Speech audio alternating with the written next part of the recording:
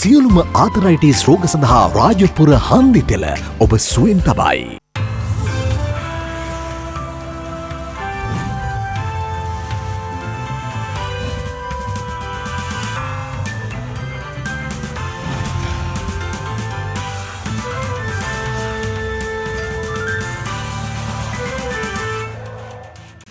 ආයුබෝවන්. යථාර්ථවාදීව ලෝකයේ දෙස බලන්නට සත්‍ය සිදුවීම් සම්පීඩනයක පුවත් දිගහැරුම ශ්‍රත රූපවාහිනී 6:30 ප්‍රධාන ප්‍රවෘත්ති විකාශය සමගින් මම ලකිඳු නුවංග ප්‍රථමයෙන් සිරස්තල.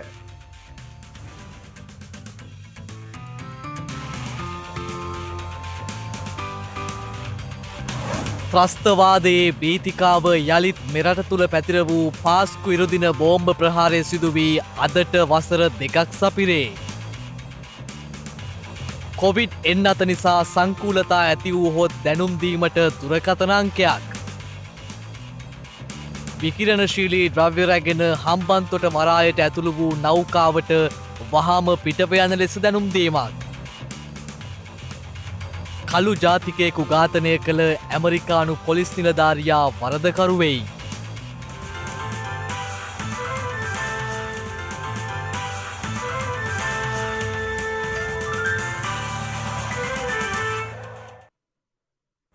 මෙරට ම්ලේච්ඡ කොටි ත්‍රස්තවාදය නිම වී වසර 10ක් ගත වූ තැන ත්‍රස්තවාදයේ බීතිකාව යළිත් මෙරට තුළ පැතිර වූ පාස්කු ඉරුදින බෝම්බ ප්‍රහාරය සිදු වී අදට වසර 2ක්.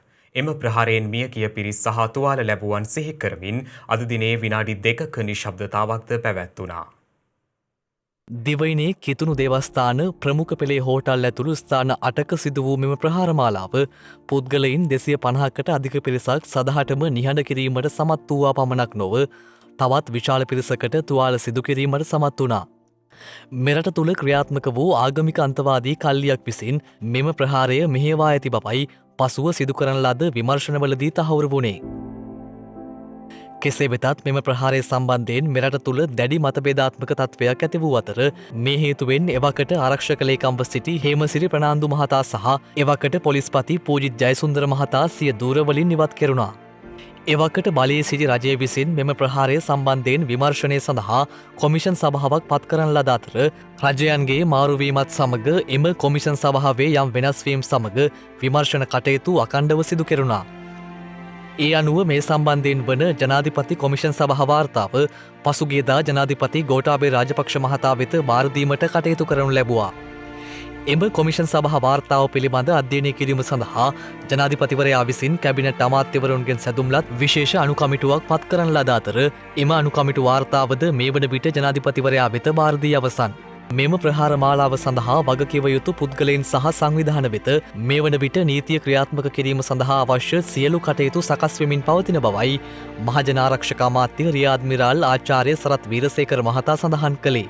ප්‍රධානම සැකකරුවන් මේකට ඍජුව සම්බන්ධ වෙච්ච සැකකරුවන් 32 දෙනෙකුට විරුද්ධව නඩු පවරන්නට අවශ්‍ය කරන සාක්ෂි ඉදිරිපත් කළා තියෙනවා. නමුත් විමර්ශන දිගින් දිගටම යනවා. නීතිපතිතුමා අත තමයි දැන් සම්පූර්ණයෙන්ම වගකීම තියෙන්නේ මේ ජනාධිපති කොමිසමේ තියෙන සාක්ෂි සහ අපි විසින් ඉදිරිපත් කළපු ඒ උදුරුගුණු හොඳට පරීක්ෂා කරලා බලලා ඒ අවශ්‍ය කරන පුද්ගලයන්ට විරුද්ධව නඩු පැවරීම.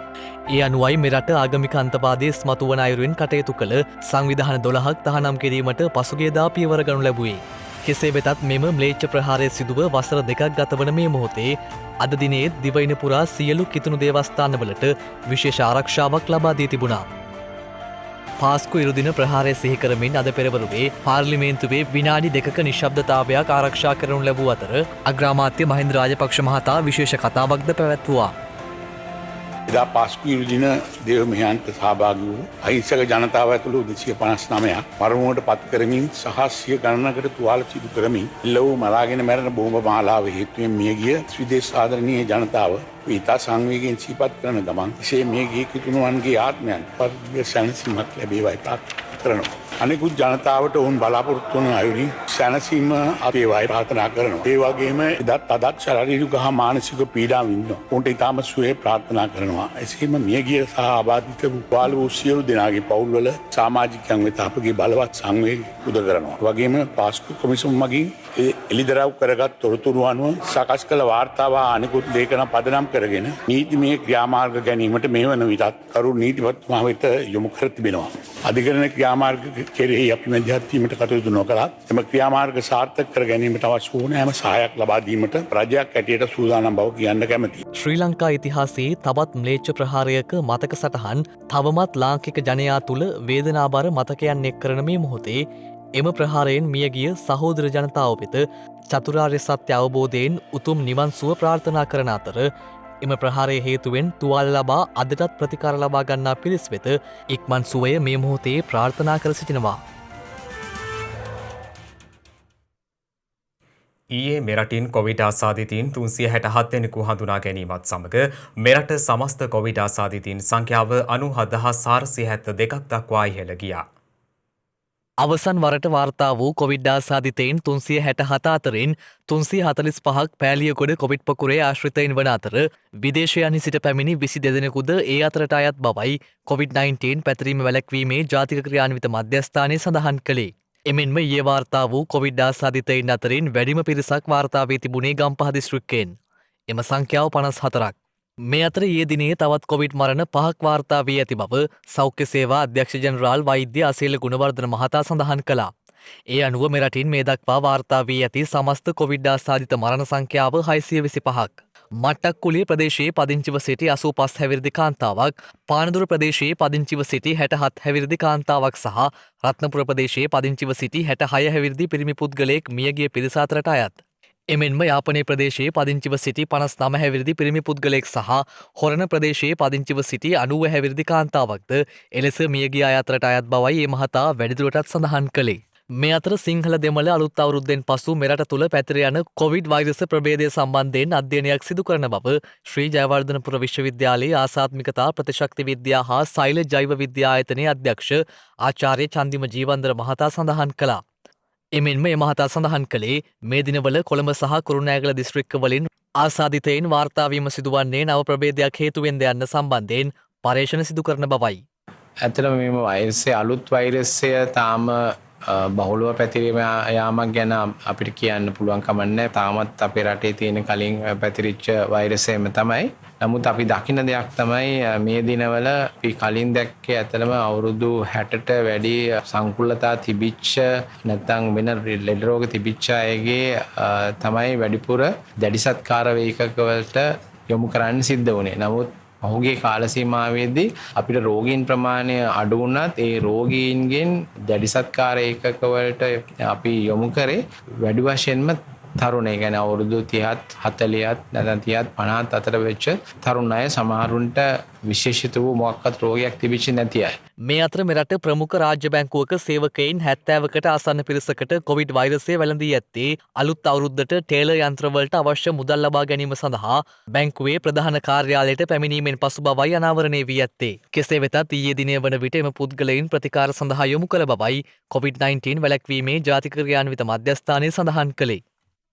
මේ වන විට වෛරසය ආසාදිතව රෝහල්වල ප්‍රතිකාර ලබන සමස්ත පුද්ගලයන් සංඛ්‍යාව 3179ක් වන අතර වෛරසය ආසාදිතව සිට සුවය ලැබූ සමස්ත පුද්ගලයන් සංඛ්‍යාව දැක්වෙන්නේ 93668ක් ලෙසයි. අවුරුදු සමය තුළ ජනතාවගේ හැසිරීම් රටාවත් සමග කොවිඩ් ව්‍යාප්තිය ඉදිරි කාල සීමාවේදී ඉහළ යා හැකි බව වසංගත රෝග විද්‍යායකගේ ප්‍රධානී විශේෂඥ වෛද්‍ය සුදත් සමරවීර මහතා පවසනවා. ඒ හේතුවෙන් එළඹෙන ඉදිරි සති කිහිප ඉතාමත් තීරණාත්මක බවයි ඒ මහතා වැඩිදුරටත් සඳහන් කළේ. පහුගිය සිංහල සහ දෙමළ අවුරුදු සමයේදී සෞඛ්‍ය ආරක්ෂිතව හැසිරීමේ තිබිච්ච ඌනතාවය නිසා තවත් රෝගීන්ගේ වැඩිවීමක් අපිට බලාපොරොත්තු වෙන්න පුළුවන්. ඒ නිසා එළඹෙන ඉදිරි සති කිහිපය ඉතාමත්ම තීරණාත්මක වෙන්න පුළුවන් COVID-19 රෝගයේ වසංගතය පාලනය කිරීම පිළිබඳව අපේ රටේ. මෙතනදී ඉතාමත්ම වැදගත් වෙනවා යම්කිසි කෙනෙකුට COVID-19 හා සමාන රෝග ලක්ෂණ තියෙනවා නම් ඔවුන් කිසිම විදියකින් සමාජයට පැමිණීම කිසිම දෙයක් සිදු නොකළ යුතුයි. වෛද්‍ය උපදෙස් ලබා ගත යුතුයි. අවශ්‍ය නම් PCR පරීක්ෂණයක් හෝ ඇන්ටිජන් පරීක්ෂණයක් සිදු කර වෛද්‍යවරුන් විසින් ලබා දෙන උපදෙස් මත කටයුතු කළ යුතුයි. ඒ වගේම තමයි COVID-19 සඳහා ලබා දෙන එන්නතරණය මැයි මාසේ පළවෙනි සතියේ සිට මේ එන්නත ලබා දීමට තීරණය කරලා තියෙනවා.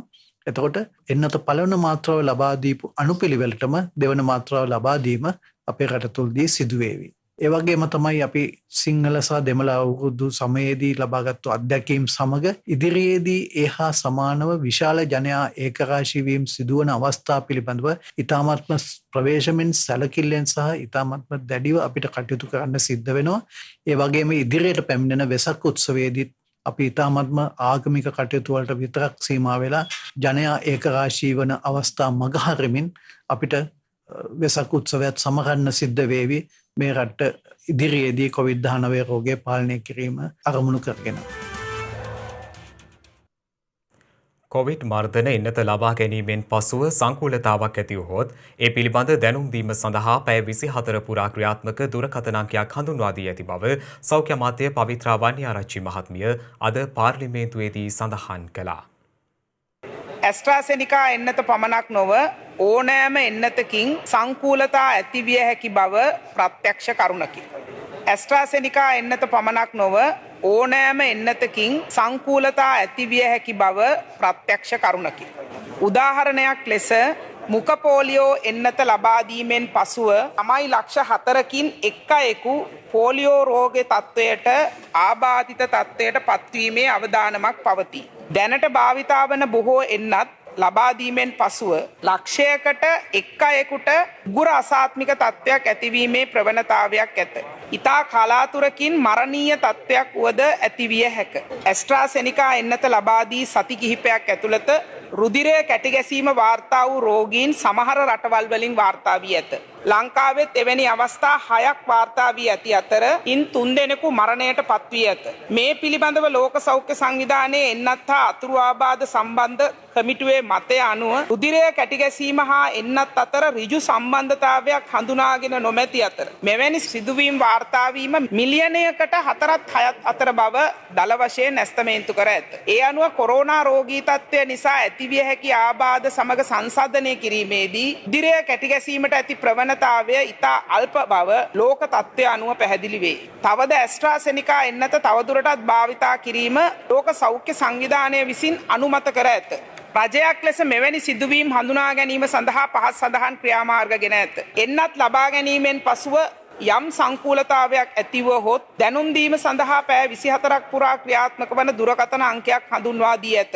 දුරකථන අංකය 011 341 5985. මෙවැනි රෝගීන් සඳහා කොළඹ මහරෝහලේ විශේෂඥ ඒකකයක් සූදානම්ව පවතී. මෙවැනි අසාත්මික තත්ත්වයක් කලින් හඳුනා ගැනීම සඳහා එන්නත් ලබා ගන්නා සෑම පුද්ගලයෙක්ම එන්නත් ලබා දීමේදී දැනුවත් කරනු ලැබේ. එන්නත ලබා ගැනීමෙන් පසු දින 4කට පසුව හිස රදය, උගුරේ වේදනාව, හුස්ම ගැනීමේ අපහසුව, කකුලේ දැඩි වේදනාව පවතී නම් වෛද්‍ය ප්‍රතිකාර සඳහා යොමු වන ලෙස දැනුවත් කර ඇත. මේ දක්වා ඉන්දියාවෙන් වාර්තා වූ වැඩිම දෛනික කොවිඩ් ආසාදිතයින් සංඛ්‍යාව සහ කොවිඩ් මරණ සංඛ්‍යාව ඊයේ දිනෙන් වාර්තා වී තිබෙනවා.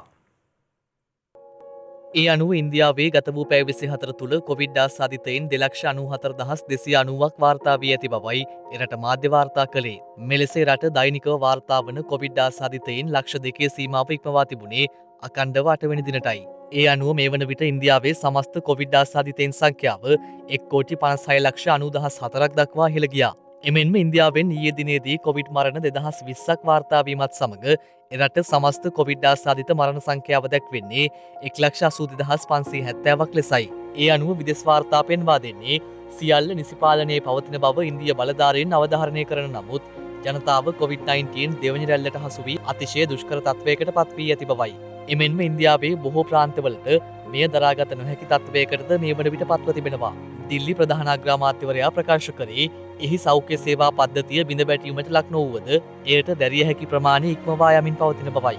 මේ අතර රට කොවිඩ් පරීක්ෂණ මධ්‍යස්ථාන ජනතාවගෙන් උතුරා යද්දී රෝහල් කරා පැමිණෙන රෝගීන් බොහෝමයක් ආපසු හරවා යැවීමටද සිදුව ඇති බව විදෙස් මාධ්‍ය පෙන්වා දෙනවා. මේ අතර ඉන්දියාවේ නවදිල්ලි නුවර සිට පැමිණි මගී ගුවන් යානයක සිටි 49 දෙනෙකු කොවිඩ් ආසාදිතයින් ලෙස හඳුනා ගැනීමත් සමග ඉන්දියාවේ සිට පැමිණෙන සියලුම මගේ ගුවන් යානා නතර කිරීමට හොංකොං දිවයිනේ පාලනය තීරණය කර තිබෙනවා. පසුගිය 4 වනදා ඉන්දියානු විස්තාරා ගුවන් සේවයට අයත් යානයකින් ඔවුන් හොංකොං දිවයිනට පැමිණ ඇති අතර ඒ අනුව ඊයේ සිට ක්‍රියාත්මක අදාළ ගුවන් ගමන් තහනම පනවා ඇති බවයි විදෙස් වාර්තා සඳහන් කළේ. ඉන්දියාවේ මේ වන විට කොවිඩ් ව්‍යාප්තිය සීක්‍රයෙන් සිදුවන අතර නවදිල්ලිය ඇතුළු නගර රැසක දැඩි සීමාවන් ක්‍රියාත්මකයි.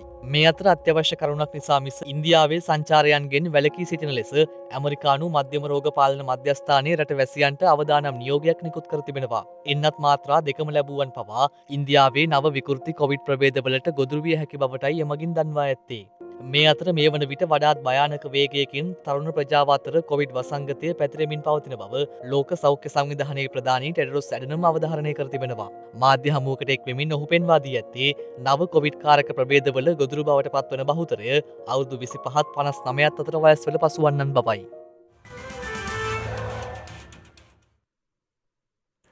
හම්බන්තොට වරායට අනවසරයෙන් ඇතුළු විකිරණශීලී ද්‍රව්‍ය රැගත් චීන නෞකාවකට වහාඹ පිටවන ලෙස ශ්‍රී ලංකා පරමාණුක බලශක්ති නියාමන කොමිෂන් සභාව දැනුම් දී තිබෙනවා. පරමාණුක බලශක්ති නියාමන සභාවේ අධ්‍යක්ෂ ජනරාල් අනිල් රංජිත් මහතා සඳහන් කළේ ඊයේ රාත්‍රියේ හම්බන්තොටට පැමිණ ඇති මෙම නෞකාවේ විකිරණශීලී ද්‍රව්‍ය ඇතැයි තමන්ට වාර්තා වී ඇති බවයි. අප කළ විමසීමකදී අනිල් රංජිත් මහතා සඳහන් කළේ නෙදර්ලන්තයේ රොටර්ඩෑම් සිට චීනය බලා යාත්‍රා කරන අතරවාරයේ ඇති වූ බව කියන යාන්ත්‍රික දෝෂයක් හේතුවෙන් නෞකාව හම්බන්තොට වරායට ඇතුළු වී ඇති බවයි. පසුව නෞකාව වහම හම්බන්තොට වරායෙන් පිටතට රැගෙන යන ලෙස ශ්‍රී ලංකා පරමාණුක බලශක්ති නියාමන සභාව දැනුම් දී තිබෙන බවද ඔහු සඳහන් කළා. පරමාණුක බලශක්ති නියාමන සභාවේ අධ්‍යක්ෂ ජනරාල් අනිල් රංජිත් මහතා සඳහන් කළේ තවමත් මෙම නෞකාව පිටත වරායේ නැංගුරම්ලා ඇති බවයි. ඔය නැව ඇත්තටම ඉන්ජින් ට්‍රබල් එකක් තියෙනවා. දැන් නැව රිපෙයාර් කරන්න ඕන නැතුව ගෙනියන්න බෑ. ඒක අපිට කිව්වා වරායි නයින් කරගන්න කියලා. දැන් ඒගොල්ලෝ කිව්වා ඩීප් සී එකට ගිහලා ඇංකර් කරන්න බෑ කියලා ගැඹුර වැඩි කියලා කිව්වා. ඒ නිසා අපි කිව්වා එහෙනම් මේක ඔය අයිනක තියාගෙන නැව රිපෙයාර් කරලා එහෙම ගෙනියන්න කියලා. තියෙන්නේ ඇත්තටම යුරේනියම් තියෙන යුරේනියම් හෙක්සාෆ්ලෝරයිඩ් කියලා. යුරේනියම් හෙක්සාෆ්ලෝරයිඩ් තමයි ට්‍රාන්ස්පෝර්ට් කරනවා ලෝකෙට රටකින් රට යනවා. මොකද ඒක පාවිච්චි කරන්නේ ෆුවල් එකක් විදියට මේ නියුක්ලියර් පවර් ප්ලාන්ට් වල. නියුක්ලියර් පවර් ප්ලාන්ට් වල අපි ඉලෙක්ට්‍රිසිටි නිකුත්වන්නේ නියුක්ලියර් පවර් ප්ලාන්ට් තියෙන්නේ. ඒකේ ෆුවල් එක හදන්න තමයි ඔබ ගන්නෙ. නමුත් ඒක ට්‍රාන්ස්පෝර්ට් කරනකොට ක්‍රියාමාර්ග තියෙනවා කරන්න ඕන ගන්න ඇප්‍රූවල් එක. පරමාණු බලශක්ති නියාමන සභාව තියෙන්නේ පනත යටතේ. මේක වෙන පනත් වලින් මේව වෙන්නේ නැහැ. මේක ලංකාවේ කවුරු යටතේ ආයතන තිබ්බන් මේ පනත යටතේ අපිට ඕන තැනක තියෙන එකට ඇක්ෂන් එකක් ගන්න පුළුවන්. මොකද ලංකාවේ කොහාට හරි ඕනම් වරායකට කවුරු වරාය පාලනය කර සතුටුවක් නැහැ. ලංකාවට අතුල් වෙන්න බෑ නවක් මේ පනත අනුව අවසර ගන්න. කාර්යක්ෂම රාජ්‍ය සේවාවක් වෙනුවෙන් රාජ්‍ය අමාත්‍යවරුන්ගේ ඍජු මැදිහත්වීමෙන් සහ තාක්ෂණය භාවිතයෙන් ගැටලුවලට විසඳුම් දිය හැකි බව ජනාධිපති ගෝඨාභය රාජපක්ෂ මහතා අවධාරණය කරනවා. රාජ්‍ය අමාත්‍යවරුන් සමග මාසිකව පැවැත්වෙන සමාලෝචන රැස්වීමේදී ජනාධිපතිවරයා මේ අදහස් පළ කළේ. අද පෙරවරුවේ කොටුව ජනාධිපති මන්දිරයේදී මෙම සාකච්ඡාව පැවැත්වුණේ. ජනාධිපතිවරයා මෙහිදී අවධාරණය කළේ මහජන සේවා සැපයන රාජ්‍ය ආයතන වලින් ජනතාව අපේක්ෂා කරන කාර්ය ඉටු කර ගැනීමට නොහැකි යන චෝදනාවට තිත තැබිය යුතු බවයි. එමෙන්ම කොවිඩ් වසංගතය හමුවේ වුවද සෞභාග්‍ය දැක්ම ප්‍රතිපත්ති ප්‍රකාශයෙන් පොරොන්දු වූ බොහෝ දේ ඉටු කර ඇති බවයි ජනාධිපතිතුමා මෙහිදී සඳහන් කළේ. ජනතාව තුළ ඇති කනස්සල්ලට හේතුව ඇතැම් රාජ්‍ය ආයතනවල පවතින අකාර්යක්ෂමතාවය දූෂණය කල්ගතවීම බව ජනාධිපතිවරයා මෙහිදී පෙන්වා දුන්නා. කාර්යක්ෂම රාජ්‍ය සේවයක් වෙනුවෙන් රාජ්‍ය අමාත්‍යවරුන්ගේ ඍජු මැදිහත්වීමෙන් සහ තාක්ෂණය භාවිතයෙන් ගැටලුවට විසඳුම් ලබා දිය හැකි බවයි ජනාධිපතිතුමා මෙහිදී පෙන්වා දුන්නේ. ඇතැම් ආයතන ප්‍රධානීන්ගේ කාර්යභාරය නිසි ලෙස ඉටු නොවීම පිළිබඳව වාර්තා වී ඇති අතර රජය අපේක්ෂිත ඉලක්ක වෙත ළඟා වී නැති එවැනි ආයතන පිළිබඳ වාර්තාවක් දෙන ලෙස රාජ්‍ය අමාත්‍යවරුන්ට මෙහිදී ජනාධිපතිවරයා උපදෙස් ලබා දුන්නා. එමෙන්ම එම ආයතන සඳහා වෙනත් නිලධාරීන් පත් කළ යුතු නම් ඒ සඳහාද තමන් සූදානම් බවයි ජනාධිපතිවරයා මෙහිදී සඳහන් කළේ. විදේශ ණය සහ දේශීය අයවැය ප්‍රතිපාදන මගින් ක්‍රියාත්මක ව්‍යාපෘති සහ ප්‍රගති අධීක්ෂණය කර කඩිනම් කරවීමේ අවශ්‍යතාවද ජනාධිපතිතුමා මෙහිදී අවධාරණය කළා. රජයේ ප්‍රතිපත්තිය රැකියා නිෂ්පාදනය බවත් එබැවින් කුඩා සහ මධ්‍ය පරිමාණ ව්‍යවසායකින් ගම තුළ ගොඩනගා රැකියා අවස්ථා උදා කිරීමේ හැකියාවද මෙහිදී ජනාධිපතිතුමා විසින් රාජ්‍ය අමාත්‍යවරුන්ට පෙන්වා දුන් බවයි ජනාධිපති මාධ්‍යංශය සඳහන් කළේ.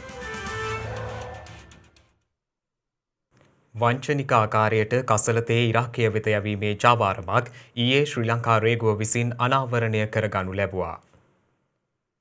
ශ්‍රී ලංකා රේගුව සඳහන් කළේ මිරිස්කුඩු සහ සහල් අපනයනය කරන මුවාවෙන් මොවුන් එලෙස කසලතේ මහලුම් 4ක් ඉරාකයට යැවීමට කටයුතු කර ඇති බවයි.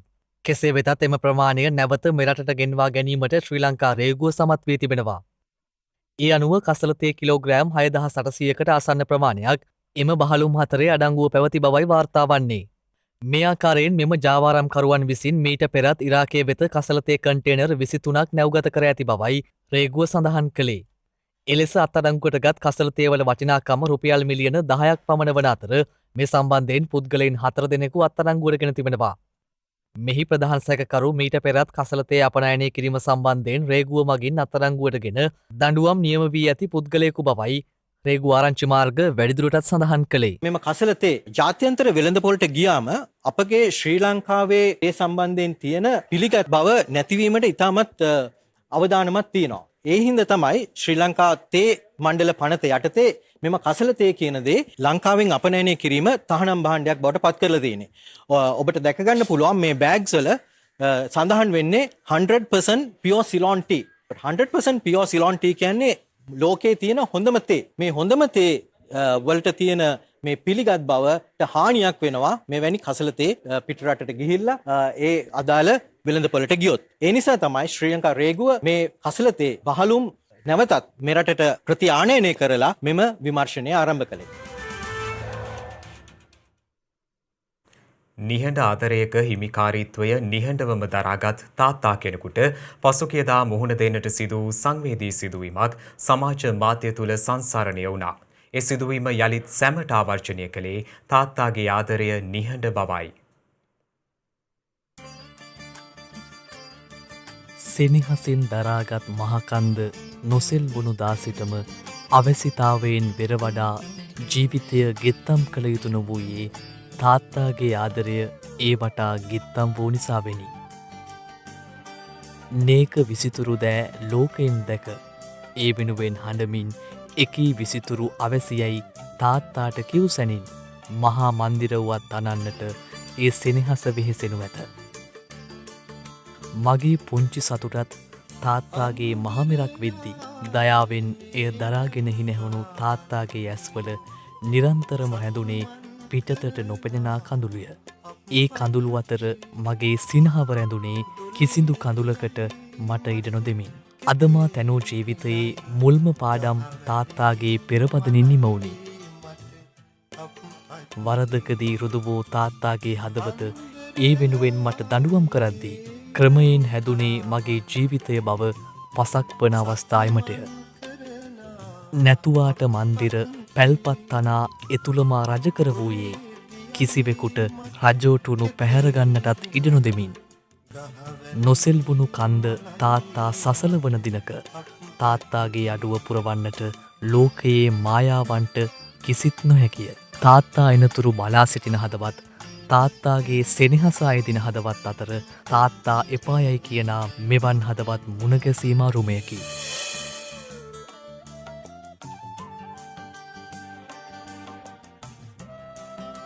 දෑත් දෙපා සවිමත්ව තනා ලෝකයම කියාදුන් තාත්තාට ඒ දෑතින්ම වෙරයොදා පහර දෙන විට තාත්තාගේ සඟවාගත් කඳුළු රූරා නොවැටෙනවා නම් එයත් අරුමයකි.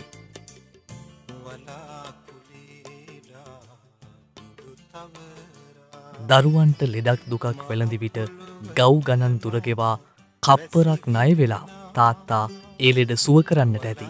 එහෙව් සීරීමක්වත් හිත් රිදවීමක් නොකළ තාත්තාට සමාජය දුන්නේ මෙවන් නිරණමක්ද? පෙරවදන් පෙලින් පෙළ ගැලපූ තාත්තාගේ පසුවදන සුන්දර වූවා නම් ඒ හිත එදා විඳි දුක්ගින්දර පෙලින් පෙළ නික්ම යන බව නම් කිව හැකිය.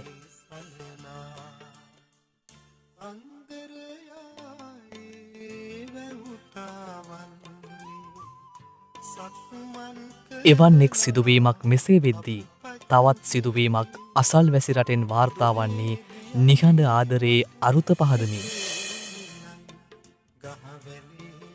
ඉන්දියාවේ කොවිඩ් ව්‍යාප්තියත් සමග සංචරණ සීමා පැන වූ මොහොතක පොලිසියට නිසි ලියකියවිලි ඉදිරිපත් කරන්නට නොහැකි වූ තැන රෝගී වූ පියෙකු සහ පුතෙකු ගමන්ගත් වාහනය නතර කරන්නට ඔවුනට සිදුවෙනවා. රෝහලේ සිට අපහසුවෙන් පැමිණි සිය පියා උරහිසටගත් මේ තරුණයා මහපාරේ තාත්තා ඔසවාගෙන ගව් ගණන් ඇවිදින්නට වුණා.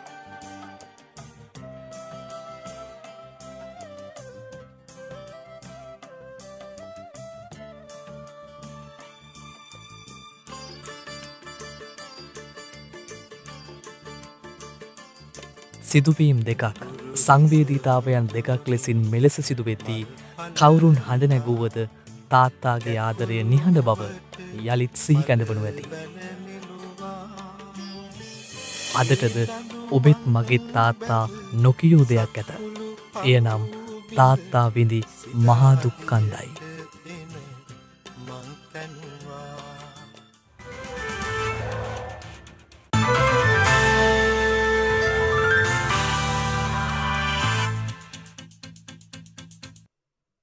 අවධානය විදෙස් පුවත් වෙත. අමරිකාවේ ජෝර්ජ් ෆ්ලොයිඩ් නැමති කළු ජාතිකයාගේ මරණය සම්බන්ධයෙන් සිද්ධියට සම්බන්ධ වූ සුදු ජාතික පොලිස් නිලධාරියා වරදකරු බවට තීන්දුව කර තිබෙනවා. මේ අතර පොලිස් නිලධාරියෙකුගේ වෙඩි තැබීමෙන් කළු ජාතික තරුණියක් මියගිය තවත් එවැනිම පුවතක් වාර්තා වුණා. මිනියා පොලිස් ප්‍රදේශයේදී ජෝර්ජ් ෆ්ලොයිඩ් නැමති කළු ජාතිකයා දනහිසෙන් සිරකොට ඝාතනය කිරීමේ සිද්ධියට ඩෙරික් චෝවින් නැමති සුදු ජාතික පොලිස් නිලධාරියා වරදකරු කර තිබෙනවා. ඒ 12 දෙනෙකුගෙන් සමන්විත එරට ජූරියක් විසින්. කෙසේ වෙතත් මොහුට මෙතෙක් දඬුවම් නියම කර නොමැති අතර විදෙස් විචාරකයන් සඳහන් කළේ මෙම පොලිස් නිලධාරියාට දීර්ඝ කාලයක් සිර දඬුවම් විදීමට සිදුවනු ඇති බවයි. මිනියා පොලිසියේදී ජෝර්ජ් ෆ්ලොයිඩ් නැමති කළු ජාතිකයා සුදු ජාතික පොලිස් නිලධාරියෙකු විසින් දනහිසෙන් සිරකොට ඝාතනය කර තිබුණේ පසුගිය වසරේ මැයි මාස 25 වන දිනයි. මෙම සිද්ධියෙන් පසුව ඇමරිකාව තුළ කළු ජාතිකයින්ට සිදුවන හිරිහැර සම්බන්ධයෙන් විරෝධතා රැල්ලක් ක්‍රියාත්මක වුණා. මෙම සිද්ධියෙන් වින්දිතයින්ට සාධාරණය ඉටුවීම පිළිබඳව සතුටු වන බවයි ඇමරිකානු ජනාධිපති ජෝ බයිඩන් ප්‍රකාශ කර ඇත්තේ. එමෙන්ම ලෙස සාධාරණය ඉටුවීම පිළිබඳව ජෝර්ජ් ෆ්ලොයිඩ්ගේ පවුලේ පිරිස සතුට පළ කරන ආකාරය විදෙස් මාධ්‍ය වාර්තා කළා. මේ අතර ජෝර්ජ් ෆ්ලොයිඩ් ඝාතනය සම්බන්ධයෙන් පැවති නඩු විභාගයේ තීන්දුව ප්‍රකාශ කිරීමට විනාඩි කිහිපයකට පෙර ඇමරිකාවේ කොලම්බස් පොලිස් ස්ථානයේ නිලධාරියෙක් විසින් 16 හැවිරිදි කළු ජාතික තරුණියක්ව වෙඩි තබා ඝාතනය කර තිබෙනවා. විදෙස් වාර්තා සඳහන් කළේ පිහි අනුමක් සම්බන්ධයෙන් ලැබුණු දුරකථන ඇමතුමකට අනුව විමර්ශනයකට ගිය අවස්ථාවේදී මෙම වෙඩි තැබීම සිදු කර ඇති බවයි. එහිදී මියගොස් ඇත්තේ මාකියා බ්‍රයන්ට් නම් තරුණියක්. විදෙස් මාධ්‍ය වාර්තා කළේ එම තරුණිය විසින් වෙනත් පුද්ගලයෙක්ව තල්ලු කරන අතර එම හේතුවෙන් එම පුද්ගලයා බිම ඇද වැටෙන බවයි. එවිටයි පොලිස් නිලධාරියෙක් විසින් ඇයට වෙඩි තබා ඇත්තේ. පොලිස් නිලධාරියා විසින් වෙඩි ප්‍රහාර 4ක් පමණ එල්ල කර ඇති අතර ඉන් සුළු වේලාවකට පසුව බ්‍රයිටන් එම ස්ථානයේම මියගොස් ඇති බවද විදෙස් මාධ්‍ය වාර්තා කර තිබෙනවා. මෙම සිද්ධියත් සමග ප්‍රාන්තීය ජනතාව නොසන්සුන්තාවයට පත්ව ඇති බවද එක්සත් ජනපද මාධ්‍ය වාර්තා වැඩිදුරටත් සඳහන් කළා.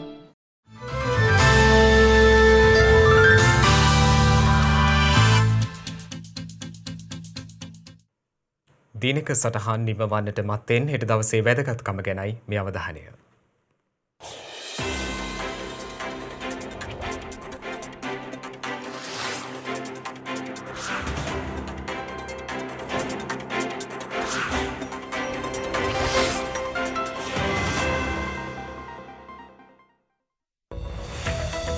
හෙට අප්‍රේල් මස 22 වනදා 1981 අංක 74 දරන පනතට අනුව ආරම්භ කරන ලද ශ්‍රී ලංකා බෞද්ධ හා පාලි විශ්වවිද්‍යාලය ආරම්භ කිරීම සිදු කර ඇත්තේ 1982 අප්‍රේල් මස 22 වන දිනයි.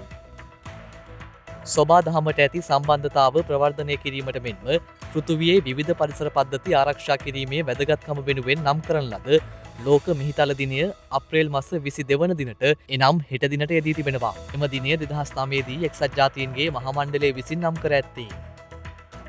ලොව පළමු වරට මිනිස් සාක්ෂිබද්ධ කිරීමක් සිදු කර ඇත්තේ 1969 අප්‍රේල් මස 22 වන දිනයි.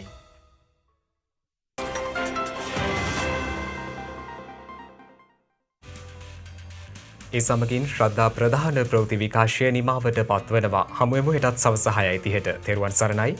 නමෝ බුද්ධාය.